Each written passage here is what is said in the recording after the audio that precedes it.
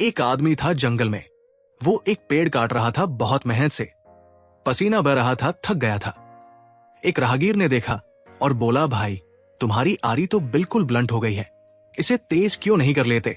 उस आदमी ने जवाब दिया, मेरे पास टाइम नहीं है, मुझे पेड़ काटना है। यह है ज्यादातर लोगों की लाइफ। हम इतने बिजी है काम करने में कि खुद को इंप्रूव करने का टाइम नहीं मिलता। नमस्कार दोस्तों, आज मैं आपको बताने वाला हूं दुनिया की सबसे पावरफुल सेल्फ हेल्प बुक के बारे में, the 7 habits of highly effective people by Stephen Covey. ये बुक 1989 में पब्लिश हुई थी और आज तक 40 मिलियन से ज्यादा कॉपीज बिक चुकी है। हर सक्सेसफुल पर्सन ने इस बुक को पढ़ा है। इस वीडियो में आप सीखोगे, पहला वो 7 हैबिट्स जो हर इफेक्टिव पर्सन फॉलो करता है। दूसरा, प्राइवेट विक्ट्री से पब्लिक विक्ट्री तक का जर्नी। तीसरा, टाइम मैनेजमेंट मैट्रिक्स जो तुम्हारी प्रोडक्टिविटी 10x कर देगा। और लास्ट में, कैसे तुम अपनी लाइफ को ट्रांसफॉर्म कर सकते हो। तो वीडियो एंड तक जरूर देखिए क्योंकि हैबिट 7 तुम्हारी पूरी लाइफ बदल देगा। चलो शुरू करते हैं। Foundation paradigm shift. स्टीफन कोवे पहले एक इंपॉर्टेंट कॉन्सेप्ट बताते हैं, पैराडाइम शिफ्ट। पैराडाइम मतलब तुम दुनिया को कैसे देखते हो, तुम्हारा परसेप्शन, तुम्हारी मानसिकता। और कोवे कहते हैं कि अगर तुम अपना पैराडाइम चेंज कर दो तो तुम्हारी पूरी लाइफ चेंज हो जाती है। एक एग्जाम्पल लेते हैं। मान लो तुम सबवे में बैठे हो और एक आदमी अपने बच्चों के साथ आता है। बच्चे बहुत शोर मचा रहे हैं, भाग रहे हैं, चीख रहे हैं, लेकिन वो आदमी चुप बैठा है, कुछ नहीं बोल रहा। तुम इरिटेट हो जाते हो, सोचते हो कितना बुरा पेरेंट है, कंट्रोल नहीं कर सकता अपने बच्चों को। फिर तुम उससे बोलते हो, भाई अपने बच्चों को संभालो ना। तो वो कहता है, सॉरी मैं अभी अभी हॉस्पिटल से आ रहा हूं, मेरी वाइफ की 1 घंटे पहले डेथ हो गई है। बच्चे शॉक में हैं, मैं शॉक में हूं, मुझे समझ नहीं आ रहा क्या करूं। सडनली तुम्हारा पूरा पैराडाइम चेंज हो जाता है। अब तुम्हें एम्पैथी आती है, तुम हेल्प करना चाहते हो। यही है पैराडाइम शिफ्ट। सेम सिचुएशन लेकिन डिफरेंट अंडरस्टैंडिंग। और स्टीफन कोवे कहते हैं, अगर तुम सिर्फ अपना बिहेवियर चेंज करते हो लेकिन अपना पैराडाइम नहीं चेंज करते तो कुछ नहीं बदलेगा। असली चेंज अंदर से आता है, बाहर से नहीं। इसे कहते हैं इनसाइड आउट अप्रोच। पहले खुद को चेंज करो, फिर दुनिया चेंज होगी। यही है 7 हैबिट्स का फाउंडेशन, द मैच्योरिटी कंटिन्यूम। अब समझते हैं मैच्योरिटी कंटिन्यूम। ये एक जर्नी है 3 स्टेज की। First stage, dependence. जब हम बच्चे होते हैं तो हम डिपेंडेंट होते हैं, हमें हर चीज के लिए दूसरों की जरूरत होती है। You take care of me. Second stage, independence. जब हम बड़े होते हैं तो इंडिपेंडेंट बनते हैं, हम अपना काम खुद करते हैं। I can take care of myself. ज्यादातर लोग यही रुक जाते हैं, वो सोचते हैं इंडिपेंडेंस ही गोल है। लेकिन स्टीफन कोवे कहते हैं, इंडिपेंडेंस इनफ नहीं है, असली गोल है इंटरडिपेंडेंस। Third stage, interdependence. यहां तुम समझते हो कि अकेले तुम कुछ भी नहीं कर सकते, लेकिन टीम के साथ तुम सब कुछ कर सकते हो। We can achieve more together. यही है ट्रू मैच्योरिटी। और 7 हैबिट्स तुम्हें इस जर्नी में ले जाती है। हैबिट्स 1, 2, 3, प्राइवेट विक्ट्री, डिपेंडेंस से इंडिपेंडेंस तक। Habits 4 to 6, public victory, independence से इंटरडिपेंडेंस तक। Habit 7, renewal, continuous improvement. चलिए अब एक एक हैबिट को समझते हैं। Habit 1, be proactive. पहली हैबिट है बी प्रोएक्टिव। ये सबसे फंडामेंटल हैबिट है। प्रोएक्टिव का मतलब क्या है? ज्यादातर लोग रिएक्टिव होते हैं, मतलब वो रिएक्ट करते हैं सिचुएशंस पे। मौसम खराब है तो मूड खराब, बॉस ने डांटा तो गुस्सा आ गया, ट्रैफिक में फंसे तो स्ट्रेस हो गया। उनका बिहेवियर डिपेंड करता है एक्सटर्नल फैक्टर्स पे। लेकिन प्रोएक्टिव लोग अलग होते हैं, वो अपनी रिस्पॉन्सेस चूज करते हैं। स्टीफन कोवे कहते हैं, between stimulus and response there is a space, in that space is our power to choose our response. Stimulus और रिस्पॉन्स के बीच एक स्पेस है और उस स्पेस में है तुम्हारी पावर। तुम चूज कर सकते हो कि तुम कैसे रिस्पॉन्ड करोगे। विक्टर फ्रैंकल का एग्जाम्पल लेते हैं। वो नाजी कंसंट्रेशन कैंप में थे, सब कुछ छीन लिया गया था उनसे, फैमिली, फ्रीडम, डिग्निटी। लेकिन एक चीज कोई नहीं छीन सकता था, उनकी चॉइस। वो चूज कर सकते थे कि वो कैसे रिस्पॉन्ड करेंगे। वो चूज कर सकते थे कि वो कैसे फील करेंगे, और यही उन्हें जिंदा रखा। यही है प्रोएक्टिविटी की पावर। अब एक और कॉन्सेप्ट समझते हैं, circle of concern versus circle of influence. Circle of concern में वो सब चीजें हैं जिनकी तुम्हें चिंता है, मौसम, इकोनॉमी, पॉलिटिक्स, दूसरे लोगों की ओपिनियंस। लेकिन इनमें से ज्यादातर चीजें तुम्हारे कंट्रोल में नहीं है। सर्कल ऑफ इन्फ्लुएंस में वो चीजें हैं जिन्हें तुम चेंज कर सकते हो। तुम्हारा बिहेवियर, तुम्हारा एटीट्यूड, तुम्हारे एक्शंस। रिएक्टिव लोग अपना टाइम सर्कल ऑफ कंसर्न में बिताते हैं। वो चिंता करते हैं उन चीजों की जो वो चेंज नहीं कर सकते, और उनका सर्कल ऑफ इन्फ्लुएंस छोटा हो जाता है। प्रोएक्टिव लोग अपना टाइम सर्कल ऑफ इन्फ्लुएंस में बिताते हैं। वो फोकस करते हैं उन चीजों पे जो वो चेंज कर सकते हैं, और धीरे धीरे उनका सर्कल ऑफ इन्फ्लुएंस बड़ा होता जाता है। तो आज से ये करो, जब भी कोई प्रॉब्लम आए पूछो क्या ये मेरे कंट्रोल में है। अगर हाँ तो एक्शन लो, अगर नहीं तो फोकस मत करो उस पे। यही है being proactive. Habit 2, begin with the end in mind. दूसरी हैबिट है begin with the end in mind. शुरुआत करो एंड को ध्यान में रखकर। स्टीफन कोवे एक पावरफुल एक्सरसाइज देते हैं। इमेजिन करो तुम अपने फ्यूनरल में हो, तुम्हारी डेथ हो गई है और 4 लोग तुम्हारे बारे में बोल रहे हैं। पहला तुम्हारी फैमिली से, दूसरा तुम्हारे फ्रेंड से, तीसरा तुम्हारे वर्क से, चौथा तुम्हारी कम्युनिटी से। अब सोचो तुम क्या सुनना चाहोगे। वो क्या कहें तुम्हारे बारे में, कि तुम एक अच्छे इंसान थे, कि तुमने लोगों की हेल्प की, कि तुम एक अच्छे पेरेंट थे, कि तुमने अपने वर्क में एक्सीलेंस दिखाई। यही है तुम्हारी एंड। और अगर तुम ये क्लियर हो तो तुम आज से अपनी लाइफ उसी हिसाब से जी सकते हो। ज्यादातर लोग लैडर क्लाइंब करते रहते हैं, लेकिन उन्हें पता नहीं कि लैडर किस दीवार पे लगा है। वो बहुत मेहनत करते हैं, टॉप पे पहुंचते हैं, और फिर रियलाइज होता है कि ये तो गलत दीवार थी। इसलिए पहले ये क्लियर करो, तुम कहां जाना चाहते हो, तुम्हारा विजन क्या है, तुम्हारे वैल्यूज क्या है। स्टीफन कोवे कहते हैं एक पर्सनल मिशन स्टेटमेंट लिखो। ये एक डॉक्यूमेंट है जो बताता है तुम कौन हो, तुम क्या बनना चाहते हो, तुम क्या करना चाहते हो। ये तुम्हारा पर्सनल कॉन्स्टिट्यूशन है, तुम्हारी लाइफ का ब्लूप्रिंट। और जब तुम्हारे पास ये होता है तो तुम्हें हर डिसीजन में क्लैरिटी मिलती है। एक एग्जाम्पल, मान लो तुम्हारा मिशन स्टेटमेंट है I want to be a loving parent and a successful entrepreneur who contributes to society. अब जब भी कोई अपॉर्चुनिटी आएगी तुम पूछोगे क्या ये मेरे मिशन से अलाइन है। अगर हाँ तो यस, अगर नहीं तो नो। इतना सिंपल। तो आज से ये करो, एक पेज निकालो और अपना पर्सनल मिशन स्टेटमेंट लिखो। तुम्हारी लाइफ ट्रांसफॉर्म हो जाएगी। Habit 3, put first things first. तीसरी हैबिट है put first things first.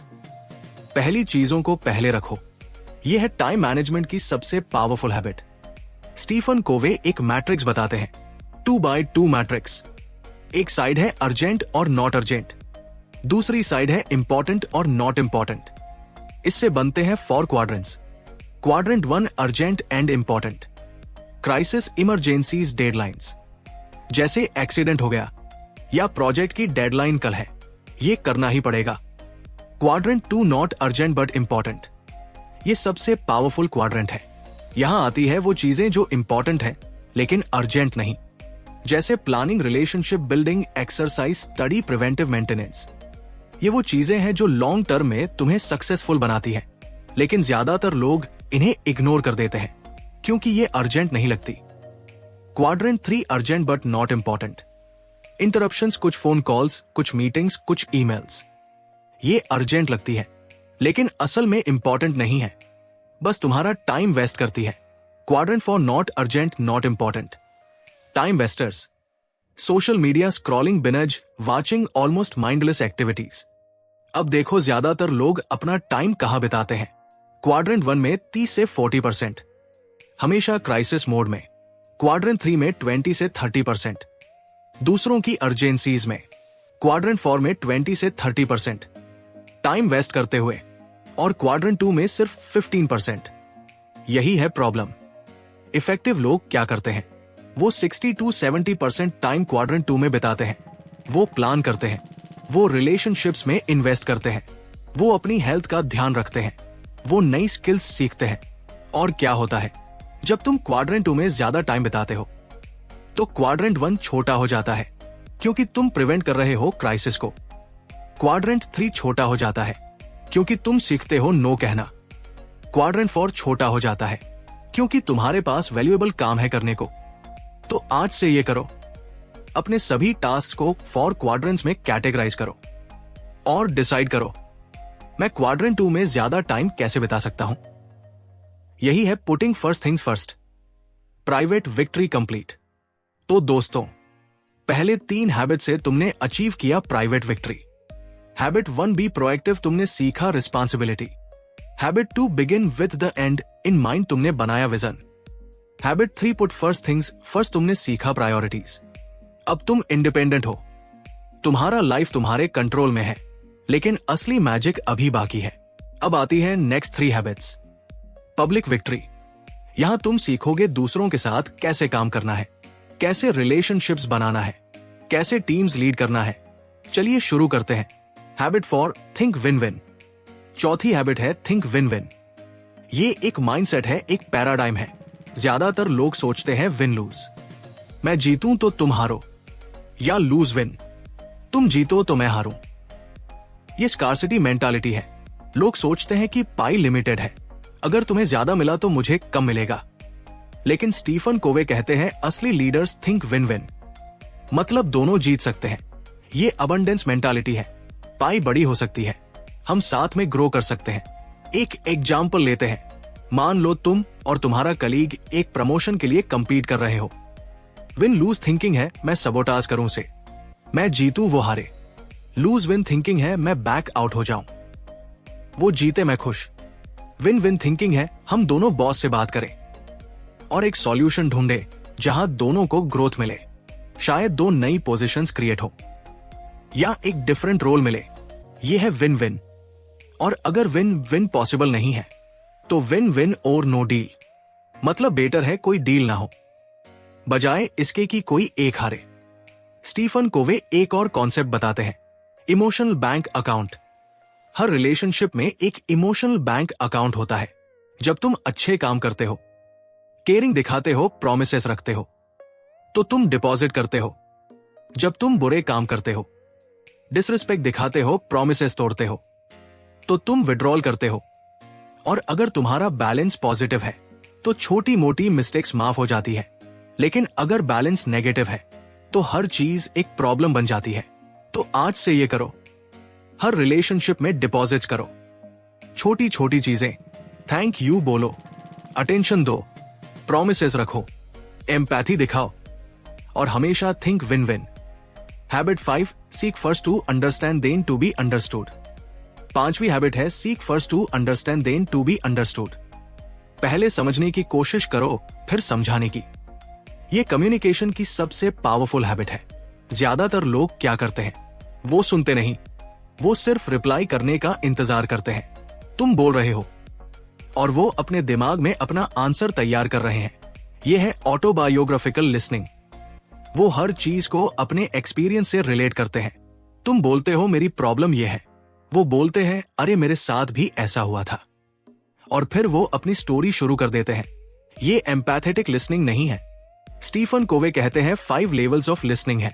Level 1 ignoring, तुम सुन ही नहीं रहे। लेवल 2 प्रीटेंडिंग, तुम दिखा रहे हो कि सुन रहे हो, हम हाँ ओके, लेकिन ध्यान कहीं और है। लेवल 3 सिलेक्टिव लिसनिंग, तुम सिर्फ वो सुन रहे हो जो तुम्हें इंटरेस्ट करता है।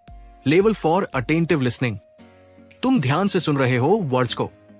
लेवल 5 एम्पैथेटिक लिसनिंग, तुम समझने की कोशिश कर रहे हो, ना सिर्फ वर्ड्स बल्कि फीलिंग्स भी, ना सिर्फ कंटेंट बल्कि कॉन्टेक्स्ट भी। यही है असली लिसनिंग।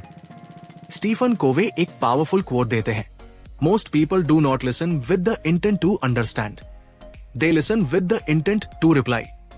ज्यादातर लोग समझने के लिए नहीं सुनते, वो रिप्लाई करने के लिए सुनते हैं। एक एग्जाम्पल लेते हैं, तुम्हारा बेटा बोलता है पापा मैं स्कूल नहीं जाना चाहता, तुम तुरंत बोलते हो क्या बकवास है, स्कूल तो जाना ही पड़ेगा। यह है प्रिस्क्राइबिंग बिफोर डायग्नोजिंग। डॉक्टर की तरह, जैसे डॉक्टर बिना चेकअप के दवा दे दे, लेकिन एम्पैथेटिक रिस्पांस क्या होगा, क्यों बेटा क्या हुआ, स्कूल में कोई प्रॉब्लम है और फिर तुम सुनते हो, पूरा सुनते हो, बिना जजमेंट के, और तब तुम्हें पता चलता है असली प्रॉब्लम क्या है। शायद बुलिंग हो रही है, शायद पढ़ाई में दिक्कत आ रही है, शायद टीचर से कोई इश्यू है, और फिर तुम हेल्प कर सकते हो, असली हेल्प। तो आज से ये करो, जब कोई तुमसे बात करे, फोन साइड पे रखो, आई कांटेक्ट बनाओ, पूरा ध्यान दो और समझने की कोशिश करो, ना कि रिप्लाई करने की। यही है एम्पैथेटिक लिसनिंग। Habit 6, synergize. छठी हैबिट है सिनर्जाइज। ये सबसे क्रिएटिव हैबिट है। सिनर्जी का मतलब है the whole is greater than the sum of its parts. 1 + 1 = 3 और मोर। जब दो लोग मिलकर काम करते हैं और दोनों अपना बेस्ट देते हैं, तो जो रिजल्ट आता है वो दोनों के इंडिविजुअल एफर्ट्स के टोटल से ज्यादा होता है। यही है सिनर्जी। एक एग्जाम्पल लेते हैं। मान लो तुम्हें एक प्रॉब्लम सॉल्व करनी है। तुम अकेले सोचते हो तो तुम्हारे पास होंगे 10 सॉल्यूशंस। तुम्हारा कलीग अकेले सोचेगा तो उसके पास होंगे 10 सॉल्यूशंस। लेकिन अगर तुम दोनों साथ में ब्रेनस्टॉर्म करो तो तुम्हें मिलेंगे 30-40 सॉल्यूशंस, क्योंकि तुम एक दूसरे के आइडियाज को बिल्ड करते हो, नए कॉम्बिनेशंस देखते हो, नए पर्सपेक्टिव्स मिलते हैं। यही है सिनर्जी। लेकिन सिनर्जी तभी होती है जब तुम डिफरेंसेस को वैल्यू देते हो। ज्यादातर लोग क्या करते हैं, या तो वो टॉलरेट करते हैं डिफरेंसेस को, ओके तुम्हारी ओपिनियन अलग है चलो ठीक है, या वो सेलिब्रेट करते हैं सेमनेस को, हम सब एक जैसे सोचते हैं कितना अच्छा। लेकिन स्टीफन कोवे कहते हैं celebrate the differences. Differences he strength है। अगर सब एक जैसा सोचे तो ज्यादातर लोग अननेसेसरी है। डाइवर्सिटी ही क्रिएटिविटी लाती है। एक टीम में अलग अलग तरह के लोग होने चाहिए, कोई विजनरी, कोई एनालिटिकल, कोई क्रिएटिव, कोई एग्जीक्यूटर। और जब सब मिलकर काम करते हैं तो मैजिक होता है। तो आज से ये करो, जब कोई तुमसे डिसएग्री करे तो इरिटेट मत हो, एक्साइटेड हो, क्योंकि ये मतलब है नया पर्सपेक्टिव मिलने वाला है, नई पॉसिबिलिटी मिलने वाली है।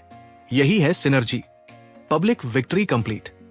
तो दोस्तों, हैबिट्स फॉर 2-6 से तुमने अचीव किया public victory. Habit 4 think win win, तुमने सीखा abundance mindset. Habit 5 seek first to understand, तुमने सीखा एम्पैथेटिक लिसनिंग। हैबिट 6 सिनर्जाइज, तुमने सीखा क्रिएटिव कोऑपरेशन। अब तुम इंटरडिपेंडेंट हो, तुम दूसरों के साथ इफेक्टिवली काम कर सकते हो, तुम टीम्स लीड कर सकते हो, तुम मीनिंगफुल रिलेशनशिप्स बना सकते हो। लेकिन अभी एक लास्ट हैबिट बाकी है, सबसे इंपॉर्टेंट हैबिट, जो सब हैबिट्स को सपोर्ट करती है। चलिए देखते हैं। Habit 7 sharpen the saw. 7वीं हैबिट है शार्पन द सॉ। आरी को तेज करो। याद है इंट्रो की स्टोरी, वो आदमी जो पेड़ काट रहा था, उसकी आरी ब्लंट थी, लेकिन उसके पास टाइम नहीं था तेज करने का। यही है ज्यादातर लोगों की प्रॉब्लम। हम इतने बिजी है काम करने में कि खुद को रिन्यू करने का टाइम नहीं निकालते, और फिर हम बर्न आउट हो जाते हैं। स्टीफन कोवे कहते हैं sharpening the saw means preserving and enhancing the greatest asset you have. आरी तेज करने का मतलब है अपनी सबसे बड़ी असेट को प्रिजर्व और एनहांस करना, और वो असेट हो तुम। अब ये 4 डायमेंशंस में होता है। फर्स्ट डायमेंशन फिजिकल, अपने बॉडी का ध्यान रखो, एक्सरसाइज करो, अच्छा खाओ, पर्याप्त नींद लो। ये बेसिक है, लेकिन कितने लोग करते हैं? हम सोचते हैं कि टाइम नहीं है, लेकिन अगर तुम फिट नहीं हो तो तुम इफेक्टिव कैसे होगे? तुम्हारी एनर्जी कम होगी, तुम्हारी प्रोडक्टिविटी कम होगी। इसलिए फिजिकल हेल्थ को प्रायोरिटी दो। सेकंड डायमेंशन स्पिरिचुअल, अपनी इनर सेल्फ से कनेक्ट करो, मेडिटेशन करो, प्रार्थना करो, नेचर में टाइम बिताओ, रिफ्लेक्ट करो अपनी वैल्यूज पे, अपने मिशन स्टेटमेंट को रिविजिट करो। ये तुम्हें ग्राउंडेड रखता है, तुम्हें पर्पस देता है, तुम्हें पीस देता है। थर्ड डायमेंशन मेंटल, अपने माइंड को शार्प रखो, पढ़ो, नई स्किल सीखो, प्रॉब्लम सॉल्व करो, क्रिएटिव काम करो, राइट करो।